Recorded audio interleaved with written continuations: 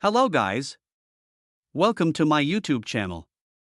Here in this video, you will get the process of login your 192.168.1.1 IP address. This IP address mainly used to log in your router and Wi-Fi extender admin page. The login process is simple and you will be able to do it easily. Let's try. First, log in 192.168.1.1 admin page for your router device.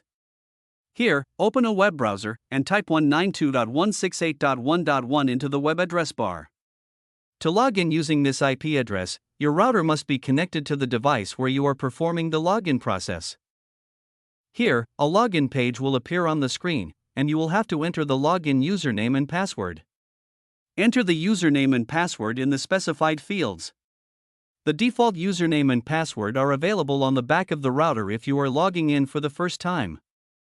To log in into 192.168.1.1 IP address for a range extender, you need to connect your mobile or laptop device to the Wi-Fi extender network, and make sure that your extender should be connected to your router. Then, follow the same process as router login. Thanks for watching. If this video will help, then subscribe us for more informative videos.